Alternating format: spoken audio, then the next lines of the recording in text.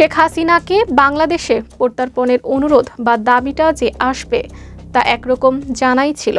অবশেষে সেটা এলেও শেখ হাসিনার ভারতে পদার্পণের ঠিক 4 মাস 18 দিনের মাথায় গত 23 ডিসেম্বর সকালে দিল্লির চাণক্যপুরীতে বাংলাদেশ দূতাবাসের পক্ষ থেকে সেই বার্তা নোট ভার্বালের আকারে তুলে দেওয়া হয় সাউথ ব্লকে ভারতের পররাষ্ট্র মন্ত্রণালয়ের হাতে।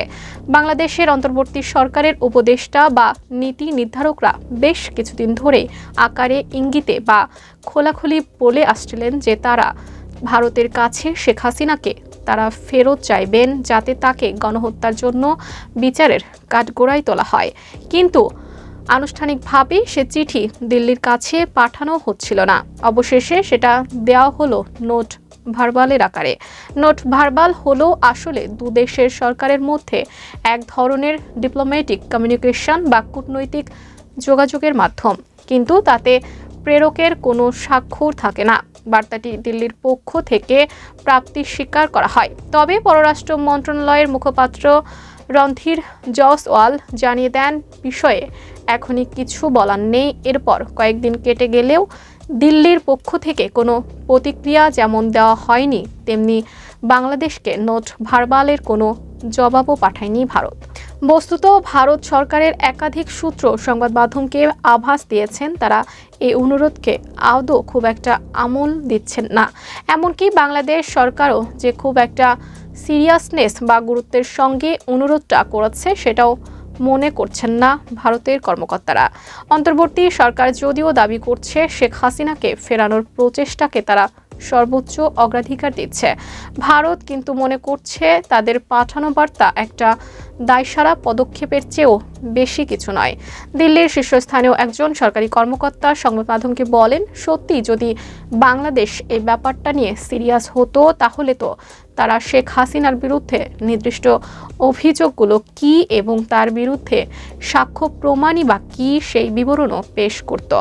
মানে যেমনটা একটা চার্জশিটে থাকে, প্রকৃত কারণটা যাই হোক, নোট ভার্বালে যে যুক্তি দেখিয়ে শেখ হাসিনাকে ফেরত চাওয়া হয়েছে সেটা ভারত আসলে জোরালো কোনো দাবি বলেও মনে করছেন না। এখন দুদেশের প্রত্যর্পণ চুক্তিতে পরিষ্কার বলা আছে, রাজনৈতিক অভিযোগে অভিযুক্ত কোনো ব্যক্তিকে হস্তান্তর করা যাবে না।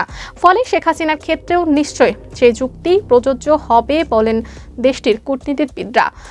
কোনো দেশের সঙ্গে ভারতের প্রত্যর্পণ চুক্তি বা বিশেষ কোনো ব্যবস্থা বা অ্যারেঞ্জমেন্ট থাকলে সেই দেশের কোনো নাগরিককে ভারত তাদের হাতে তুলে দিতে পারে যদি তিনি একজন ফিজিটিভ ক্রিমিনাল, এফসি বা ফেরার আসামি হন।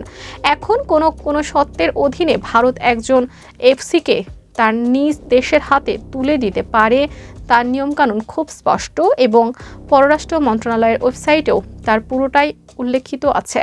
ভারতের সাবেক শীর্ষস্থানীয় কূটনীতিবিদ পিনাক রঞ্জন চক্রবর্তী এই যুক্তি দেখিয়ে সংবাদ মাধ্যমকে বলেন, মনে রাখতে হবে 5 আগস্ট তারিখেও শেখ হাসিনার নামে সে দেশে কোনো মামলা ছিল না।